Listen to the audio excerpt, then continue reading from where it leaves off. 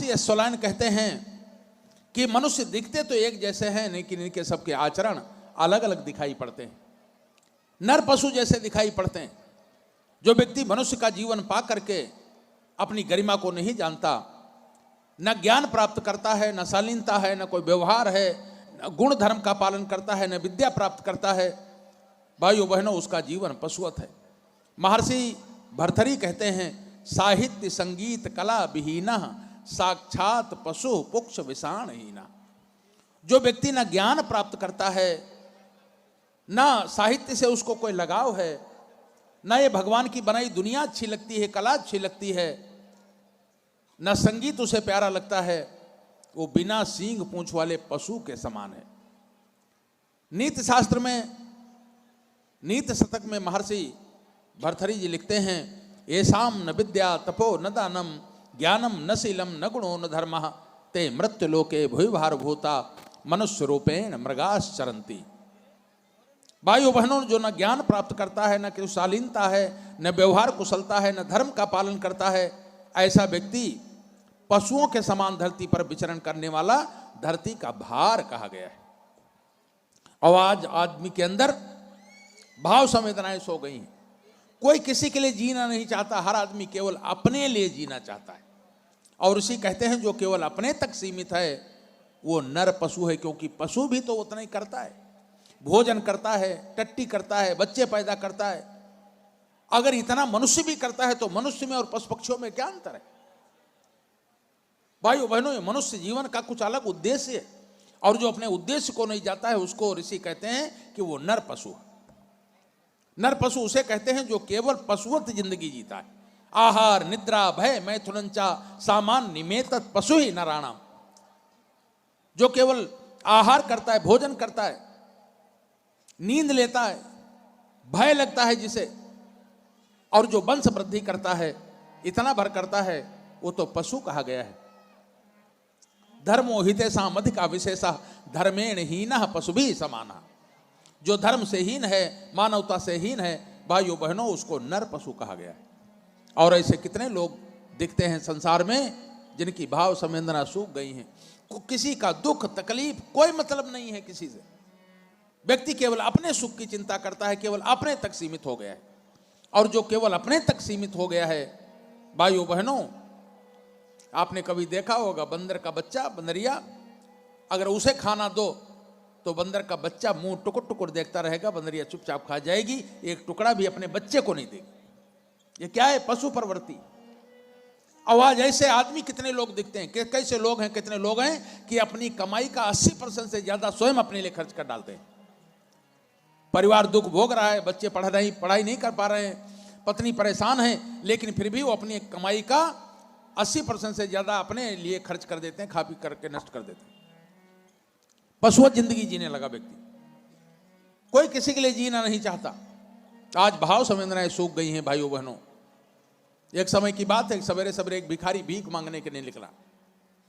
एक शहर के चौराहे से गुजरा तो देखा 2 मंजिले पर एक छज्जे पर सेठ जी खड़े हुए ब्रश कर रहे थे। भिखारी ने देखा, सवेरे सवेरे का समय था, भिखारी ने कहा, सेठ जी एक चवन्नी दे दीजिए। तो सेठ जी ने कहा, नहीं चवन्नी, जाओ यहां से। उस भिखारी ने सोचा, इतने बड़े सेठ, इतने बड़ा मकान है, इनके पास चवन्नी कहाँ होगी। तो उसने कहा, सेठ जी चवन्नी नहीं तो एक अठन्नी दे दीजिए। तो सेठ जी ने कहा, अठन्नी भी नहीं, जाओ यहां से। तो उस भिखारी ने सोचा, इतने बड़े सेठ हैं, आजकल चवन्नी अठन्नी चलती नहीं है, और ये तो इतने बड़े सेठ, इनके पास चवन्नी अठन्नी कहाँ होगी। तो भिखारी ने कहा कि सेठ जी चवन्नी अठन्नी नहीं है तो 1 रुपया दे दीजिए, सवेरे सवेरे ठंड लग रही, चाय पी लेंगे। सेठ जी ने कहा, रुपया भी नहीं, जाओ यहां से। तो वो भिखारी गिड़गिड़ाने लगा, सेठ जी रात का बचा हुआ बासी भोजन रखा हो दे दीजिए, भूख लगी है, ठंड बढ़ रही है, कोई फटा पुराना कंबल दे दीजिए, कपड़े दे दीजिए।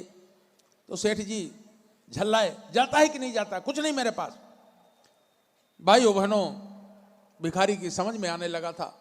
भिखारी ने कहा, सेठ जी मेरे पास एक चवन्नी नहीं, मेरे पास एक अठन्नी नहीं, मेरे पास 1 रुपया नहीं, पहनने को कपड़ा नहीं, खाने को भोजन नहीं, तो मैं भीख मांग रहा हूं। और ये सब जब आपके पास भी नहीं है तो वहां ऊपर क्या कर रहे हो? आओ मेरे भाई, हम दोनों मिलकर भीख मांगते हैं। आज भिखारियों जैसा जीवन जीने लगा आदमी। आदमी के पास दिखाई पड़ रहा है कि वो इंद्र जैसा साम्राज्य है, लेकिन अंदर झांक करके देखो तो उसका हृदय भिखारियों के जैसे है। किसी का दुख दर्द उसके लिए कोई मतलब नहीं है। पशुवत जिंदगी जीता है आदमी। हर आदमी केवल अपने लिए जीता है। कंजूसी भरा जीवन, संकुचित जीवन, संकीर्णता भरा जीवन जीने लगा। भाइयों बहनों, आजकल एक से एक कंजूस हैं। ऐसे ऐसे लोग कंजूस हैं कि पूछो मत। अपने लिए भी खर्च नहीं करते हैं। कंजूस तो ऐसे होते हैं जो अपने लिए तक नहीं खर्च करते। आखिर पैसा कमा कर रख करके किसके लिए खर्च कर रहे हैं पता नहीं। एक से कंजूस होते हैं। एक कंजूस था, दूसरे कंजूस से कहा कि हमारे यहां 1 किलो घी 1 साल चलता है। तो दूसरे कंजूस ने कहा, बड़े खर्चीले हो यार, 1 किलो घी कैसे खर्च कर डालते हो साल भर में? हमारे यहां तो 10 साल से 1 किलो घी चल रहा है। तुम 1 साल में कैसे 1 किलो घी खर्च कर डालते हो? तो बोले, खाना खाने बैठते हैं, घी का डब्बा उतार के रख लेते हैं और 1 सींक घी में डुबोते हैं और वो सींक दाल में डुबो लेते हैं। तो 1 किलो घी 1 साल चलता है। लेकिन तुम्हारे यहाँ 10 साल से कैसे 1 किलो घी चल रहा है? तो बोले, घी का डब्बा जहां टंगा है ना, उसी के नीचे बैठ के खाना खा लेते हैं। घी का क्या बिगड़ता है? एक कंजूस ने कहा, मेरे यहां 12 साल पुराना आम का अचार रखा है। तो जिससे कहा, उसने कहा, जरा टेस्ट कराना, देखें 12 साल पुराना आम का अचार कैसा लगता है। तो उसने कहा, अगर टेस्ट कराते होते तो क्या बचता? भाइयों बहनों, और मक्खी चूस तो इससे भी एक कदम आगे। एक आदमी खाना खा रहा था, दोपहर का समय था, उसकी पत्नी ने बढ़िया दाल चावल बनाया था और दाल की कटोरी में 2 चम्मच घी भी डाल दिया था। अब वो खाना खा रहा था, तब तक मक्खी कहीं से उड़ती हुई आई और उसी दाल में गिर गई। तो उसने सोचा, वो हो सारा घी तो ये मक्खी लेकर जा रही। तो उसने मक्खी को उठाया और मक्खी में से घी चूस करके फेंक दिया। जो मक्खी में से घी चूस लें, ऐसे लोगों को भी कमी नहीं। भाइयों बहनों, मधुमक्खी एक एक फूल से एक एक बूंद शहद इकट्ठा करती, अपना खाती नहीं। अगर खा ले तो उसके काम आ जाए, लेकिन शहद इकट्ठा करके रख देती है। मधुहारी आता है, शहद निकालने वाला आता है, एक ही झटके में सारा शहद लेकर चला जाता है। भाइयों बहनों, धन की 3 गति होती हैं, दान, भोग और नाश। धन पैदा किया है तो दान कर दीजिए, ये उत्तम गति धन की, दान कर दीजिए। और दूसरी गति है, खर्च कर डालिए, बच्चों को पढ़ा लीजिए, मकान बना लीजिए, अपने लिए खर्च कर लीजिए, नहीं तो नष्ट हो जाएगा, क्योंकि बचता नहीं है, नाश हो जाता है। तीसरी गति है नाश। भाइयों बहनों, या तो दे दो माला वालों को, नहीं ले जाएंगे भाला वाले। पहले वो वाले भाला वाले आते थे जिनको डकैत कहा जाता था, वो ले जाते थे लूट करके। अब आज आते हैं छोटे भाला वाले, इंजेक्शन वाले। वो इंजेक्शन वाले ले जाते हैं, तरह तरह की बीमारियां हो जा रही और इंजेक्शन वाले धन लेकर जा रहे हैं। तो भाला वाले ना ले जाएं, इसलिए माला वालों को दे दो, माने दान पुण्य में लगा दो। लेकिन आज व्यक्ति कंजूसों जैसा, मक्खी चूसों जैसा जीवन जीता है। कोई किसी के लिए नहीं जीना चाहता। हर व्यक्ति संकुचित मना स्थिति का हो गया, नर पशु का जीवन जी रहे हैं। भाइयों बहनों, ये जीवन बड़े भाग्य से मिला है, इसको महानता की ओर लेकर जाइए।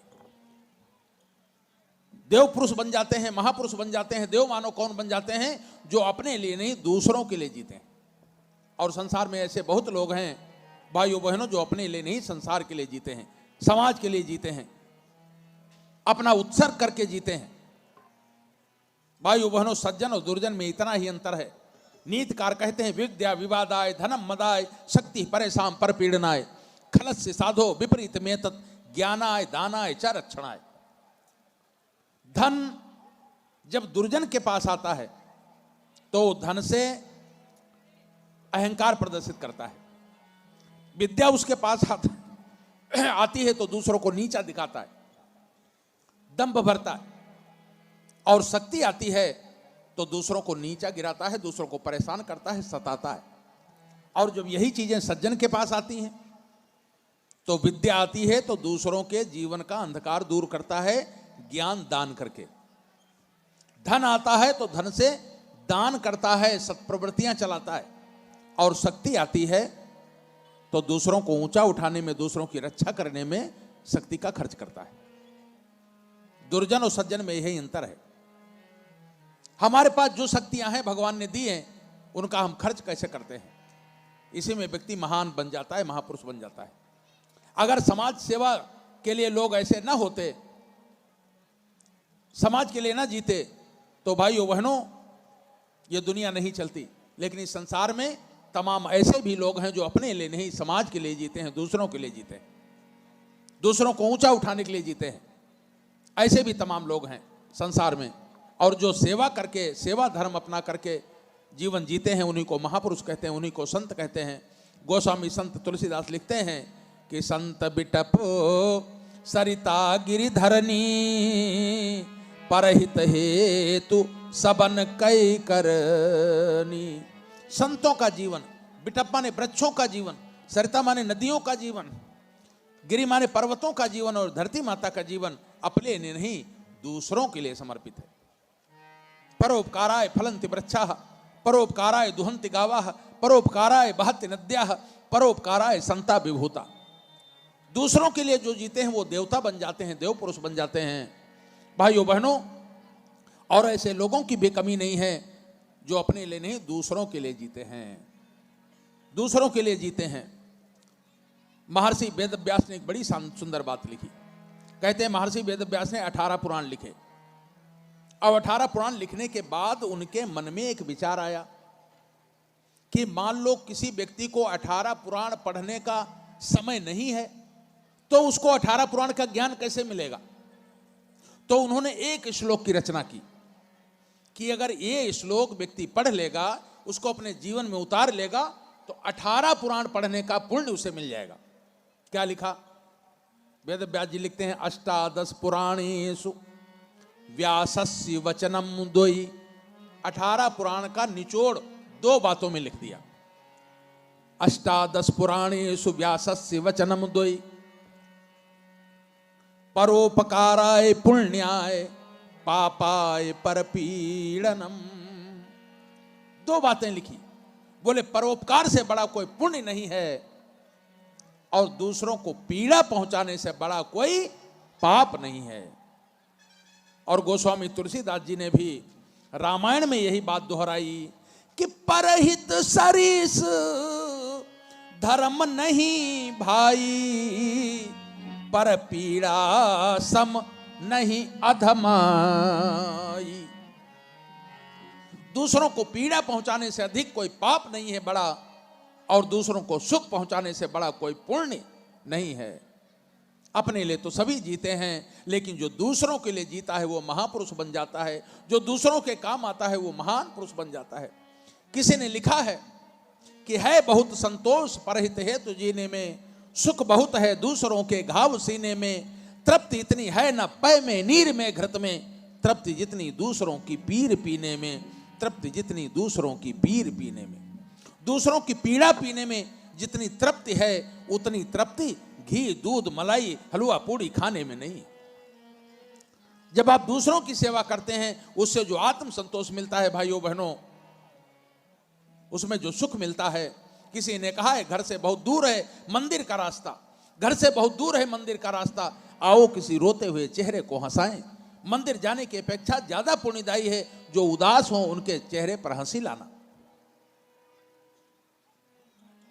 किसी शायर ने कहा, इस जहां में आए हो तो ऐसे कर जाओ कद्रदान, इस जहां में आए हो तो ऐसे कर जाओ कद्रदान, जिस भी गली से गुजरो आवाज आए अब्बा जान अब्बा जान अब्बा जान। लोग अब्बा जान कहने लगे, लोग बापू कहने लगे, लोग पिता मानने लगे। सौराष्ट्र की घटना है, गुजरात के सौराष्ट्र प्रदेश में एक बार सूखा पड़ गया, कई वर्षों तक पानी नहीं बरसा, लोग त्राह त्राह करने लगे, चारों तरफ सूखा हो गया, फसलें नहीं हो रही थी, पीने के लिए पानी तरस होने लगे। भाइयों बहनों, उसी समय एक युवा था, एमए की पढ़ाई करने के बाद नौकरी की तलाश में एक दिन जा रहा था, घूम रहा था नौकरी की तलाश में, एक चौराहे से गुजरा तो देखा एक वृद्ध छोटे बच्चों को लेकर कहीं भीख मांगने जा रहे थे, लेकिन भूख प्यास के कारण उनको मूर्छा आ गई और चौराहे पर बेहोश होकर के गिर गए। लोग निकलते जा रहे थे, किसी को होश नहीं था कि क्या कोई यहां बेहोश पड़ा है। वो युवा भी निकला, लेकिन उसने देखा कोई यहां बेहोश पड़ा है लौट करके आया, अगर मैं भी इनको नहीं देखता हूं इसका मतलब मैं भी बेहोश हूं। दौड़ करके ले गया, कहीं से पानी थोड़ा लेकर के आया, उस वृद्ध के चेहरे पर पानी के छींटे मारे, और जब वृद्ध ने आंखें खोली तो वो युवा उसको पानी पिलाने लगा। वृद्ध ने आंखें खोल करके देखा कि एक युवा हमको पानी पिला रहा है, तो वृद्ध ने कहा उस युवा से, तुम तो मेरे लिए भगवान हो, तुम तो मेरे लिए भगवान हो, मेरी प्राण की रक्षा कर दी। और जब ये बात उस वृद्ध ने कही, भाइयों बहनों, जब हम किसी की सेवा करते हैं तो जो हमको उसकी दुआ मिलती है, उसमें जो आनंद है, आत्मानंद, भीतर का आनंद, उसके बराबर सुख और कोई नहीं। जब उस वृद्ध ने कहा तुम तो मेरे लिए भगवान हो, उसको जो सुख प्राप्त हुआ, उस युवा ने संकल्प लिया कि अब मैं नौकरी करने नहीं जाऊंगा। जिनको कहीं भोजन नहीं मिल रहा है, पानी नहीं मिल रहा है, परेशान है, ऐसे लोगों को मैं भोजन पानी कराऊंगा। घर लौट गया, अपनी पत्नी से कहा तुम खाना बनाओ, जिनको कहीं खाना नहीं मिलेगा मैं भोजन कराऊंगा। उनकी पत्नी का नाम था बीरबाई। वो भोजन बनाने लगी, भोजन का इंतजाम करने लगा, जिनको कहीं भोजन नहीं मिले उनको भोजन कराने लगा, अपने घर में बुला बुला के भोजन कराने लगा। सूखा पड़ा था चारों तरफ, अपने घर का अनाज था उसको भोजन बनाने खिलाने लगा, फिर लोगों से सहयोग लेकर भोजन कराने लगा, और एक भोजन चल पड़ा, सदा व्रत चल पड़ा। जिनको कहीं भोजन ना मिले वहां करके भोजन करने लगे। भाइयों बहनों, कहते हैं ये क्रम बहुत दिनों तक चलता रहा, और एक दिन उनके यहाँ कोई महात्मा जी पहुंचे, और महात्मा जी ने जब भोजन किया, उनकी आत्मा तृप्त हुई, तो उन्होंने अपने कंधे की झोली उतार करके उसी भोजनालय में टांग दी। बोली बेटा, जब तक ये झोली यहाँ टंगी रहेगी, अन्नपूर्णा की झोली है, तब तक तुम्हारे इस भोजनालय में कभी अन्न की कमी नहीं पड़ेगी। भाइयों बहनों, वो व्यक्ति नौकरी करने नहीं गया, उसकी पत्नी ने भोजन बनाया, दोनों ने मिल करके लोगों की सेवा की। उस युवा का नाम था जलाराम, जो आगे चल करके जलाराम बापा के नाम से प्रसिद्ध हो गया, संत महापुरुष बन गया। उसकी पत्नी बीरबाई जिसका नाम था, उसी के नाम से उस गांव का नाम पड़ गया बीरपुर। आज भी सौराष्ट्र में जब आप जूनागढ़ के पास जाएंगे, बीरपुर नामक स्थान गांव है, आज भी वो भोजनालय चलता है। जब भी आप जाओगे बिना भोजन किए वहां से जाने नहीं देंगे। मानवता की सेवा में जो अपने को खपा देता है भाइयों बहनों, वो महान व्यक्ति बन जाता है। झारखंड में एक जिला है हजारीबाग, आपके बगल में, पहले बिहार में ही था। कहते हैं वहां आम के बगीचा नहीं थे। एक किसान था जिसका नाम था हजारी। भाइयों बहनों, उसने अपने बगीचे, अपने खेत में एक बगीचा लगाया आम का। देखा और भी नहीं आम है, तो वो घूम घूम करके आम के पेड़ लगाने लगा। जिसके पास खेती रहती थी उससे खेत मांगता था कि 1 एकड़ खेत दे दीजिए, 2 एकड़ खेत दे दीजिए, हम आम का बगीचा लगा के आपको दे देंगे। आम का बगीचा लगाता, आम का बगीचा तैयार होता, सौंप देता, दूसरे गांव में चला जाता। घूम घूम करके पूरे जिले में उसने 1000 आम के बाग लगाए। भाइयों बहनों, सारी जिंदगी सेवा किया केवल आम के पेड़ लगाने के लिए। कहते हैं पूरे बिहार में सबसे ज्यादा आम के बगीचा हजारीबाग में थे, 1000 बाग लगाया, और उसी 1000 बाग के नाम से उस जिले का नाम हजारीबाग पड़ गया, हजारी किसान के नाम से। भाइयों बहनों, ये महापुरुष हैं, ये संत हैं, जो अपने लिए नहीं समाज के लिए जीते हैं, मानवता के लिए जीते हैं। भाइयों बहनों, उनको जो खुशी मिलती है उसमें और किसी कुछ खाने पीने में सुखी नहीं है। वो सुख नहीं मिल सकता जो दूसरों के दुख दूर करने में मिलता है। भाइयों बहनों, किसी ने कहा है, किनारा ढूंढता है तू, किसी का खुद किनारा बन। किसी के काम जो आए उसे इंसान कहते हैं। भाइयों बहनों, अपने लिए तो सब जीते हैं, किसी गिरते को उठाओ तो कोई बात बने, किसी रोते को हंसाओ तो कोई बात बने। अपनों से तो सभी प्यार कर लेते हैं, प्यार गैरों से निभाओ तो कोई बात बने। दूसरों के चेहरे पर मुस्कुराहट लाओ तो कोई बात बने। अपने लिए तो सब जी लेते हैं, पशु भी जी लेते हैं भाइयों बहनों, लेकिन वही व्यक्ति पूज्य बन जाता है, देवता बन जाता है, जो अपने लिए नहीं दूसरों के लिए जीता है।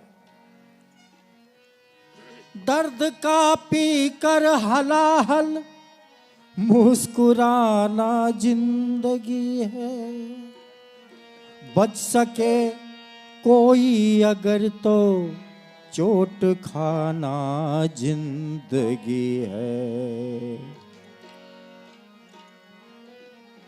किसी के काम जो आए किसी के काम जो आए उसे इंसान कहते हैं। किसी के काम जो आए उसे इंसान कहते हैं।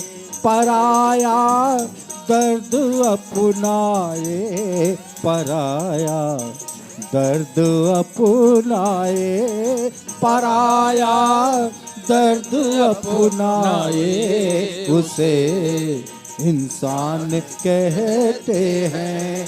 पराया दर्द अपनाए उसे इंसान कहते हैं।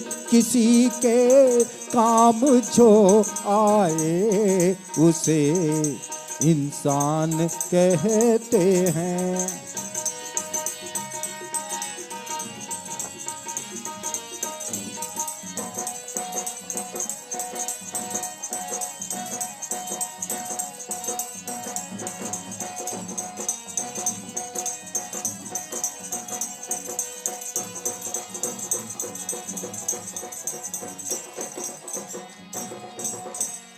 कभी धनवान है कितना, कभी इंसान निर्धन है।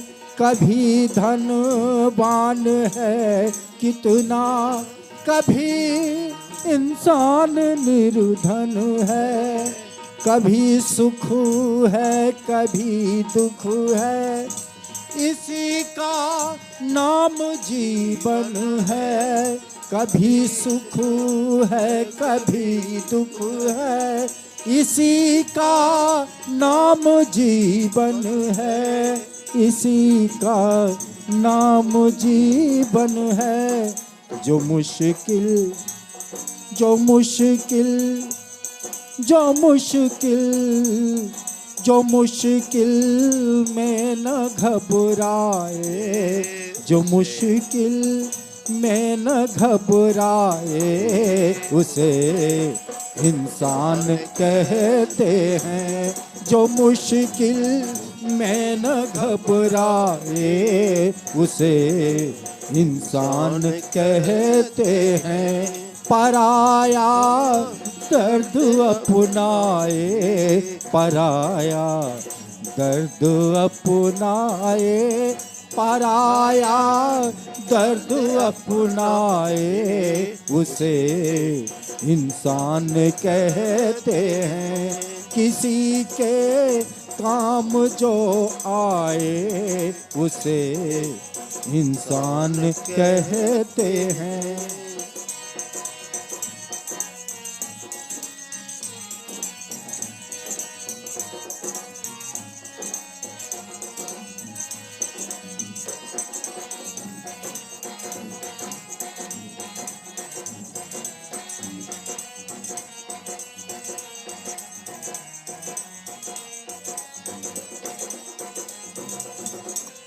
अगर गलती रुलाती है तो राहें भी दिखाती है।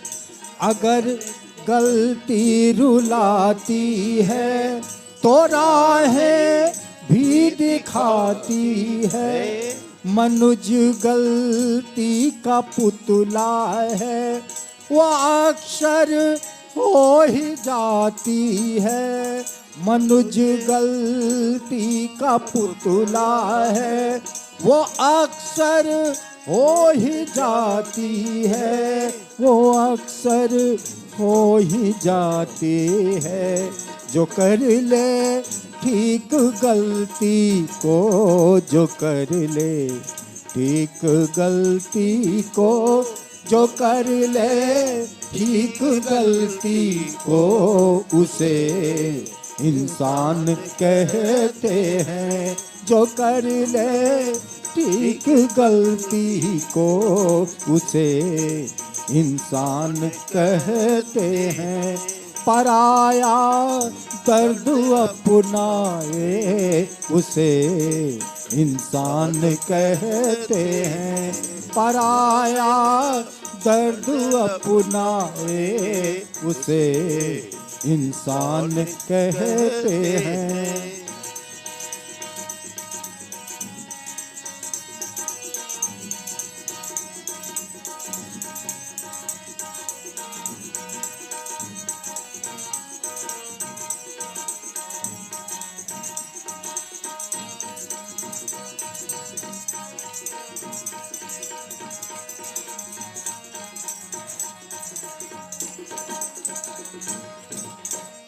क्यों भरने को तो दुनिया में पशु भी पेट भरते हैं। यूं भरने को तो दुनिया में पशु भी पेट भरते हैं। लिए इंसान का दिल जो वही परमार्थ करते हैं। लिए इंसान का दिल जो वही परमार्थ करते हैं। वो नर पर वही परमार्थ करते हैं।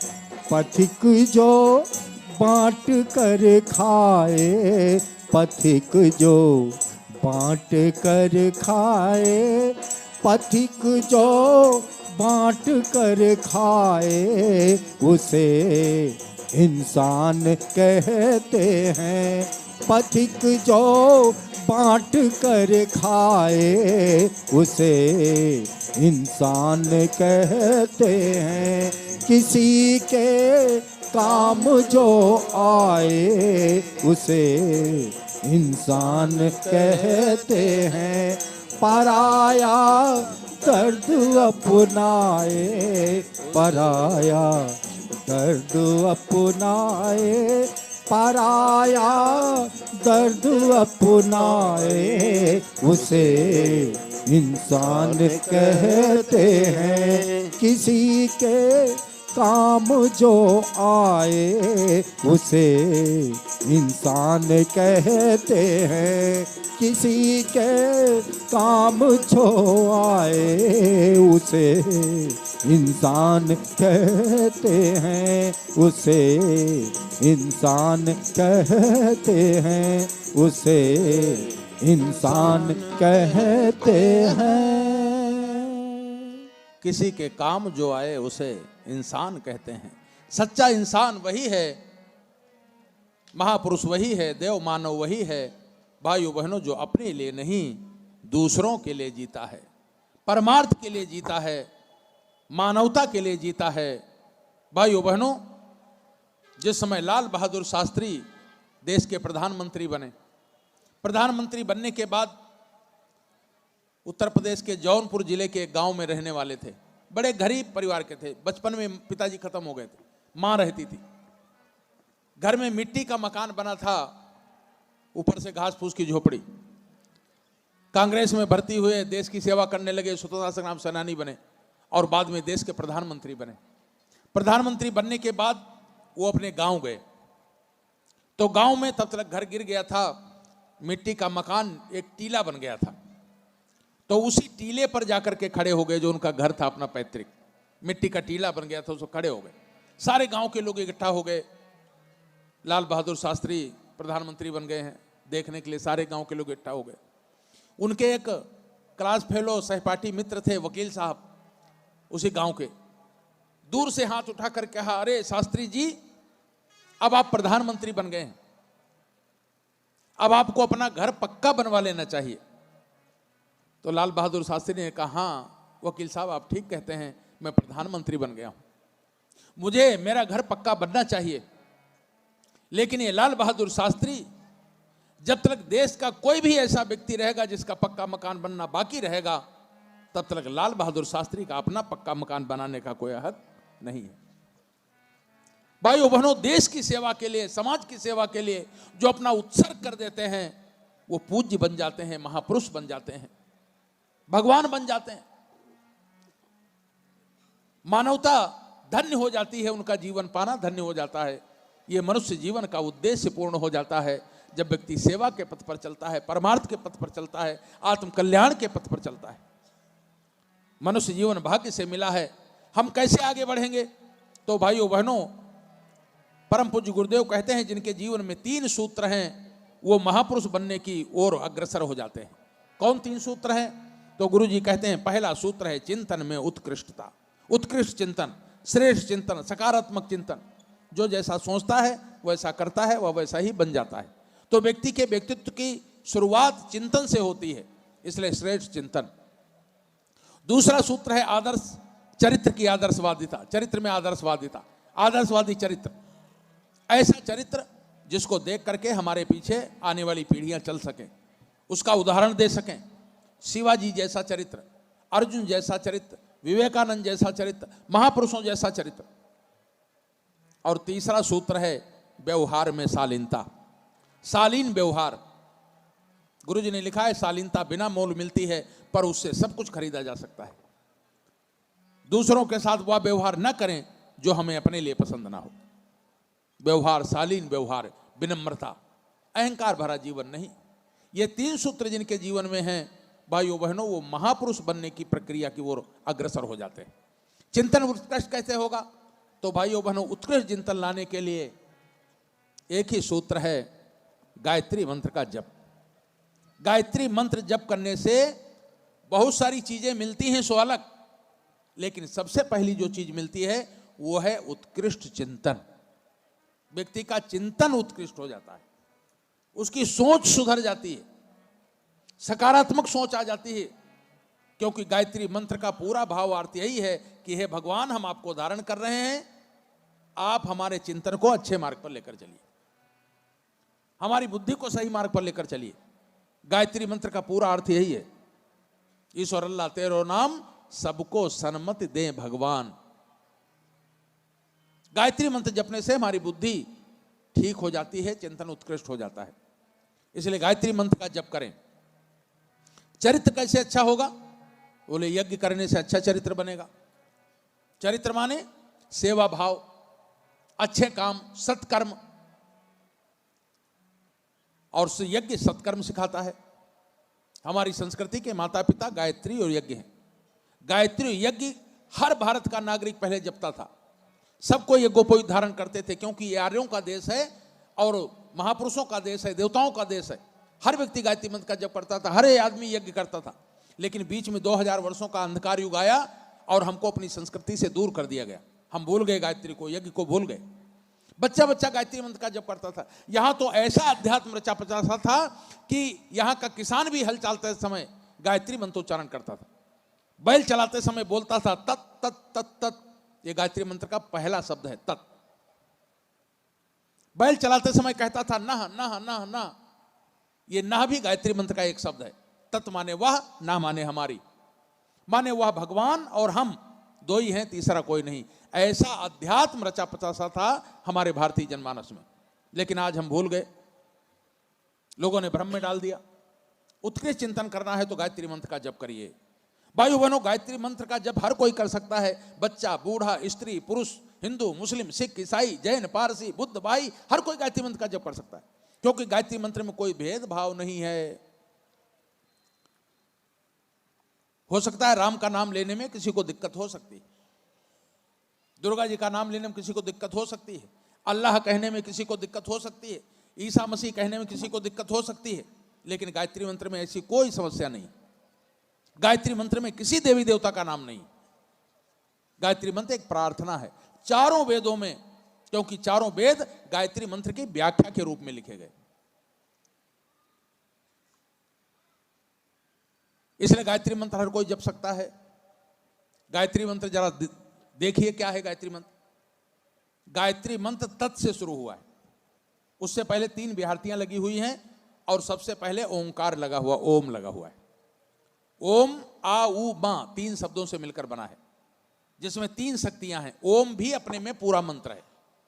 ब्रह्मा, विष्णु, शिव, ये तीनों शक्तियां मिलती हैं जिसको ओम कहते हैं।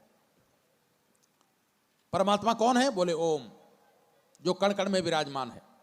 ब्रह्मा, विष्णु, शिव है। वही परमात्मा जब पैदा करता है तो उसे ब्रह्मा कहते हैं, और वही भगवान जब पालन पोषण करता है तो उसे विष्णु कहते हैं। वही परमात्मा जब विनाश करता है तो उसे शिव कहते हैं। माता पिता बच्चे को जन्म देते हैं तो बच्चे के लिए ब्रह्मा होते हैं। माता पिता बच्चे का पालन करते हैं तो बच्चे के लिए विष्णु होते हैं। और गलती करने पर कान पकड़ करके 2 चांटा मारते हैं तो वो माता पिता शिव होते हैं। ओम, बोले ओम कहां है? तो 3 व्याहृतियां लगी, भू भुआ स्वाहा। बोले तीनों लोकों में संव्याप्त है वो ओम परमात्मा, कण कण में विराजमान है, जर्रे जर्रे में है, इलेक्ट्रॉन प्रोटॉन न्यूट्रॉन में वही घूम रहा है, वही परमात्मा है। और गायत्री मंत्र कहां से शुरू होता है? तो तत् से गायत्री मंत्र शुरू होता है। तत् माने होता है वह। अब वह कौन है? राम है, कृष्ण है, दुर्गा है, गायत्री है कि क्या है? वह। बोले कौन वह? तो बोले सवितुहु, सविता। कौन सविता? ये जो सूर्य दिखाई पड़ता है ये सविता नहीं है, ये सविता का प्रतिनिधि है। सविता किस शक्ति को बोलते हैं? वायु बहनो सविता उस शक्ति को बोलते हैं जो ब्रह्मांड में जितने सूर्य हैं, वायु बहनो हमारी आकाश गंगा में एक सूर्य, एक चंद्रमा, ग्रह, उपग्रह दिखाई पड़ते हैं। विज्ञान के छात्र जानते हैं ब्रह्मांड में करोड़ों आकाश गंगाएं हैं और उनके सबके अलग अलग सूर्य हैं, चंद्रमा हैं, ग्रह, उपग्रह हैं। और अपने सूर्य से बड़े बड़े कितने सूर्य ब्रह्मांड में विद्यमान हैं। अभी पिछले दिनों नासा के वैज्ञानिकों ने एक महासूर्य की खोज की और उसके बारे में यह लिखा कि अपना सूर्य 365 दिन में जितनी ऊर्जा धरती को उत्सर्जित करता है वह महासूर्य मात्र 6 सेकंड में उतनी ऊर्जा उत्सर्जित करता है। इतना बड़ा सूर्य है और उससे भी बड़े बड़े सूर्य ब्रह्मांड में हैं। और उन सब सूर्यों को जो शक्ति प्रदान करता है उस शक्ति का नाम है सविता। वो गायत्री मंत्र का देवता है, उसको सविता कहते हैं। सविता अनादि शक्ति है। सूर्य का जन्म हुआ है, मृत्यु भी होगी। कबीरदास जी कहते हैं सूर्यो मरी है, चंदो मरी है सकल संसारा। लेकिन सविता शक्ति अनादि है, ना उसका जन्म हुआ है न मृत्यु होती। तो बोले वो ओम कहां है? तो बोले तीनों लोकों में समाप्त है। कौन है? बोले वह कैसा है? तत् सवितु, सविता। वो सविता शक्ति जो जर्रे जर्रे में विद्यमान है, सबको प्राण शक्ति देता है। ग्रह नक्षत्र ब्रह्मांड घनेरे सब गतिवान तुम्हारे प्रेरे, जो सारे को चला रहा है, ग्रह नक्षत्र ब्रह्मांड को चला रहा है, वो सविता है। तो बोले उस सविता का क्या करें? तो गायत्री मंत्र का अगला शब्द क्या कहता है? सवितु के बाद वरेण्यम। बोले उसका वर्ण कर लीजिए। अब वर्ण किसका किया जाता है? वर माने क्या होता है? वर माने होता है श्रेष्ठ। कन्या उसका वर्ण करती है जब जानती है कि हमसे श्रेष्ठ है, तब उसके गले में वरमाला डालती है। वर्ण किसका किया जाता है? श्रेष्ठ का किया जाता है। जो हमसे श्रेष्ठ है उसका वर्ण करते हैं। तो बोले जो सविता कणकण में विद्यमान है, सबका प्राणदाता है, उसका वर्ण कर लीजिए। और जब वर्ण कर लिया जाता है, कोई लड़की जब वर का वर्ण कर लेती है तो उस लड़की की जिम्मेदारी किसकी हो जाती है? पति की हो जाती है। उसकी सारी जिम्मेदारी, उसकी सुरक्षा की, उसके खर्चे की, पानी की, देखभाल की सारी जिम्मेदारी पति की हो जाती। तो जो उस सविता को हम वर्ण कर लेंगे, वर्ण कर लिया, तो आगे वाला शब्द क्या कहता है गायत्री मंत्र का? भर्गो। अब जब हमने परमात्मा को वर्ण कर लिया तो परमात्मा की जिम्मेदारी होती, सविता की जिम्मेदारी होती है कि वो आपको अपने जैसा बना ले। तो क्या करता है? जब हमने वर्ण कर लिया तो भर्गो शब्द कहता है। भर्ग माने होता है भून डालना। हमारे भीतर के जो कसाय कलमर्स हैं, अभी मैंने कहा कि जीवात्मा शुद्ध पवित्र है लेकिन मोह जाल में फंसी है, झंझटों में फंसी है। तो गायत्री मंत्र क्या करता है? इन झंझटों को जलाना प्रारंभ कर देता है, पापों को, दुष्कर्मों को जलाना प्रारंभ कर देता है और जला करके, भून करके आत्मा को पवित्र कर देता है। जैसे आप किसी बीज को भून डालिए तो दोबारा जमेगा नहीं। धान को उबाल दीजिए या भून डालिए, फिर उसको बोइए, जमेगा क्या? नहीं जमेगा। ऐसे गायत्री मंत्र आत्मा को भून डालता है, माने भून करके सोना को तपाया जाता है, खदान से निकला, जब तपाया गया, भूना गया तो खरा सोना निकल के आ गया। जीवात्मा शुद्ध पवित्र है। गायत्री मंत्र क्या करता है कि उसको भून डालता है। तो भूनने से कसाय कलमर्स जल के नष्ट हो जाते हैं। और फिर क्या ही निकला? अंदर से बोले खरा सोना निकला। तो अगला शब्द गायत्री मंत्र का क्या है? भर्गो के बाद देवस्य। जब हमने वर्ण कर लिया तो परमात्मा की जिम्मेदारी है वो हमारे कसाय कलमर्सों को भून दिया, जला दिया और देवत्व उभार दिया। देवस्व माने देव स्वरूप बना दिया, देवता बना दिया। क्योंकि जब तक देवता नहीं बनेंगे तब तक परमात्मा की प्राप्ति नहीं होगी। तो गायत्री मंत्र क्या करता है? दुष्कर्मों को जला करके आपके भीतर देवत्व उभार दिया। अब देवत्व उभर आया, अब उसका क्या करें? तो आगे का शब्द क्या कहता है गायत्री मंत्र का? धीमहि। धीमहि माने धारण करें। जो देवत्व उभरा, गायत्री मंत्र को, सविता को हमने वर्ण कर लिया, सविता ने हमारे भीतर के कसाय कर्म को जला दिया, देवत्व उभर करके आ गया। तो अब उस देवत्व को धारण कर लीजिए, उसको जाने मत दीजिए। हम अनुष्ठान करते हैं, हमारा देवत्व बढ़ जाता है, लेकिन अनुष्ठान खत्म हुआ तो देवत्व फिर गुम हो गया। देवत्व बना रहे, इसलिए क्या करें? उसको धारण कर लें, उसको जाने मत दें। और वह अंतिम चरण क्या कहता है? धियो यो नः प्रचोदयात्। बार बार भगवान से प्रार्थना करते हैं, हे भगवान, आपने कसाय कलमर्षों को जलाकर जो देवत्व उभारा है वो देवत्व हमसे दूर ना हो, इसलिए धियो यो नः प्रचोदयात्, हमारी बुद्धि को सन्मार्ग पर लगाए रखना ताकि वो देवत्व कभी हमसे दूर ना हो। यह है गायत्री मंत्र। गायत्री मंत्र का यह अर्थ। इसमें किसी देवी देवता का नाम आया? किसको सद्बुद्धि नहीं चाहिए?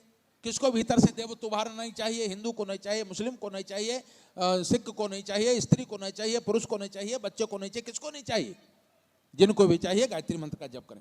गायत्री मंत्र से उत्कृष्ट चिंतन होता है। हमारे कसाय कलम जल करके, आपके अंदर बुराइयां हैं, कोई गायत्री मंत्र जपना शुरू कर दीजिए। गायत्री मंत्र वो साबुन है कि आपको धो करके, शुद्ध करके हीरा जैसा चमका देता है, वो गायत्री मंत्र। गायत्री मंत्र जपेंगे तो हमारा चिंतन उत्कृष्ट होगा, चरित्र आदर्शवादी होगा, व्यवहारशालीन होगा और हम महापुरुष बनते हुए चले जाएंगे। भाइयों बहनों, कल यज्ञ के अंतिम दिवस में गायत्री मंत्र की दीक्षा भी देंगे।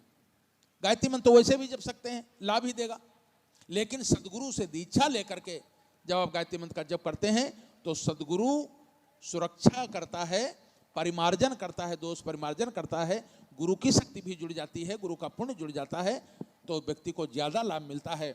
इसलिए भाइयों बहनों, गायत्री मंत्र की दीक्षा भी कल होगी, दीक्षा लें। और अन्य संस्कार भी होंगे, लेकिन विशेषकर दीक्षा संस्कार कल पहली पारी में होगा, इसलिए उसमें दीक्षा भी लें, गायत्री मंत्र से जुड़ें। गायत्री महाविद्या है, गायत्री पराविद्या है, गायत्री ब्रह्म विद्या है। गायत्री के विषय में कहा गया है, गायान प्राणान त्रायते सा इति गायत्री। गायत्री गाने वाले के प्राणों का त्राण कर देती है, मोक्ष दिला देती है। अथर्ववेद कहता है, उस्ता में अवरदा वेद माता प्रचोदयंताम पावमानी दुजानाम आयु प्राणम प्रजाम पशुम कीर्तिम द्रविणम ब्रह्मवर्चसम। 7 चीजें इसी लोक में देती है। मह्यम दत्त्वा व्रजत ब्रह्मलोकम, अंतिम में मोक्ष प्रदान करती है। गायत्री के विषय में याज्ञवल्क्य योगी कहते हैं, नास्ति गंगा समम तीर्थम न देवाः केशवात् परः गायत्र्यास्तु परम जाप्यम न भूतम न भविष्यति। गंगा के समान पवित्र करने वाला कोई तीर्थ नहीं, नारायण के समान पूजी कोई देवता नहीं, और गायत्री मंत्र से बड़ा जप करने वाला मंत्र न कभी हुआ है और न कभी होगा, न भूतो न भविष्यति। 4 वेद की मातु पुनीता, तुम ब्रह्माणी गौरी सीता। 4 वेदों की मां है वेद माता। गायत्री का पहला नाम है वेद माता।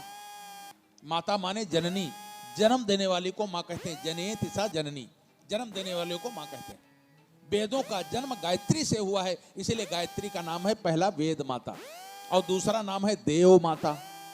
गायत्री देवत्व पैदा करती है, देवता बनाती है, इसलिए देव माता, सारे देवताओं की मां गायत्री। गायत्री को विश्व माता भी कहते हैं, सारे विश्व का कल्याण करने वाली गायत्री है। और आज जब गायत्री लोग भूल गए थे तो गुरुदेव ने फिर से उसे प्रकट किया, और आज गायत्री का नाम है युग शक्ति गायत्री। आज की सबसे बड़ी शक्ति के रूप में गायत्री माता प्रतिष्ठित हुई। इसलिए गायत्री मंत्र का जप करें।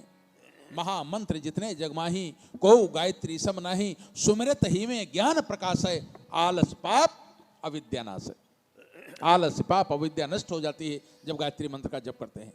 कौन कौन गायत्री मंत्र का जप कर सकते हैं? तो गुरुदेव लिखते हैं कि ऋषि मुनि यति तपस्वी योगी, आरत अरथी चिंतित भोगी, जो जो शरण तुम्हारी आवे, सो सो मनवांछित फल पावे। चाहे ग्रही हो, चाहे विरागी हो, सन्यासी हो, बच्चा हो, बूढ़ा हो, जो गायत्री मंत्र की शरण में आएगा उसका कल्याण होगा। और जो सधवा सुमिरहि चितलाई, अछत सुहाग सदा सुखदाई। सधवा स्त्रियां गायत्री मंत्र का जप करें तो उनका सुहाग अच्छा रहता है, अमर रहता है। और घर बर सुख परद लहाई कुमारी, विधवा रहें सत्य व्रतधारी। कुमारी कन्याएं गायत्री मंत्र का जप करें तो उनको घर और बर दोनों सुंदर मिलते हैं। और विधवा स्त्रियां गायत्री मंत्र का जप करें तो उनका नेम व्रत अच्छा रहता है। भाइयों बहनों, हर कोई गायत्री मंत्र का जप कर सकता है। जो सदगुरु सो दीक्षा पावें, सो साधन को सफल बनावें। सुमिरन करें सुरुचि बड़ भागी, लहाई मनोरथ ग्रही विरागी। चाहे को ग्रही हो, गृहस्थ हो, चाहे बैरागी हो, सबका कल्याण गायत्री मंत्र के द्वारा होता है। इसलिए गायत्री मंत्र का जप करें। युग युग से गायत्री मंत्र का जप करते आ रहे हैं। युग युग से पूजित है गायत्री माँ। गायत्री माँ की शरण में जो आएंगे, गायत्री को हुई पारस, कलवृक्ष और कामधेनु कहा गया है। गायत्री मंत्र की शरण में आएंगे, निश्चित रूप से आपका कल्याण होगा। कल गायत्री मंत्र की दीक्षा भी होगी, दीक्षा भी लें, अपने जीवन का कल्याण करें। आज लंबी थोड़ी बातचीत हो गई, काफी लोगों को ठंड लग रही थी, उठ के चले भी गए, क्योंकि बैठे बैठे रजाई की कंबल की याद आ रही होगी, इसलिए चले गए। बोले गायत्री माता की जय, भगवान की जय। लेकिन जो बैठकर सुनते रहे उनको हम धन्यवाद देते हैं और प्रार्थना करते हैं माँ गायत्री से, माँ गंगा से, आपका कल्याण हो। आपने जो सुना है वो आपके जीवन में स्थिर हो, आपका कल्याण करें। ऐसी मंगल कामना करते हुए सभी लोग कमर सीधी करके बैठें, शांति पाठ करेंगे। सबके मनों में, घरों में, वातावरण में शांति हो, इस भाव से शांति पाठ। ओम देव शांति अंतरिक्ष गुम शांति, पृथ्वी शांतिरापः शांतिरोषधयः शांतिः, वनस्पतयः शांतिर्विश्वे देवाः शांतिर्ब्रह्म शांतिः, सर्वगं शांतिः शांतिरेव शांतिः, सामा शांतिरेधि। ओम शांति शांति शांति, सर्वारिष्ट सुशांतिर्भवतु।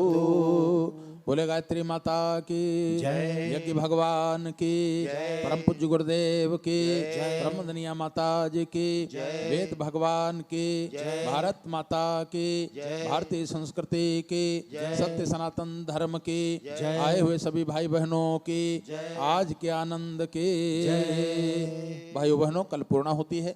यज्ञ की पूर्णाहुति के रूप में आप नारियल का गोला पूर्णाहुति के लिए लाना चाहते हैं तो वो भी आप अपने घर से ला सकते हैं। कल कुछ संस्कार भी होंगे और यज्ञ की पूर्णाहुति होगी। कल संध्या काल में संगीत प्रवचन के साथ साथ दीप महायज्ञ होगा।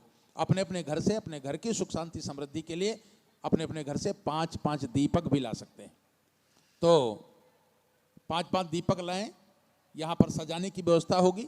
4 दीपक सजा देना और 1 दीपक अपनी थाली में है रखना, उसको आरती के समय जलाएंगे। तो सब लोग मिल करके आरती करेंगे और संध्या काल में ही यह आयोजन संपन्न हो जाएगा, रात में ही समाप्त हो जाएगा, क्योंकि परसों 9 बजे से हमारा अगला दूसरा कार्यक्रम मधेपुरा में है। परसों 8 बजे से हमको वहाँ प्राण प्रतिष्ठा शुरू कराना है। कलश यात्रा भी परसों वहाँ शुरू हो जाएगी, एक क्यावन कुंडी वहाँ भी है। तो कल रात में आपका आयोजन समाप्त हो जाएगा, इसलिए 2 टाइम का कार्यक्रम बचा है। कल सवेरे का यज्ञ और संध्या का दीप यज्ञ, 2 समय तक कल दिन भर आपके बीच में हम हैं। और 1 दिन का कार्यक्रम है, उसमें आप स्वयं भाग लें, अपने इस मित्रों को भी सौभाग्य से स्नान कराएं। ऐसी हमारी प्रार्थना है। आप सभी के लिए मंगल की, कल्याण की कामना करते हुए अपनी बात को विराम देते हैं। आज का कार्यक्रम संपन्न हुआ। आप सभी को धन्यवाद, सभी को हमारा प्रणाम। शुभ रात्रि। ओम शांति।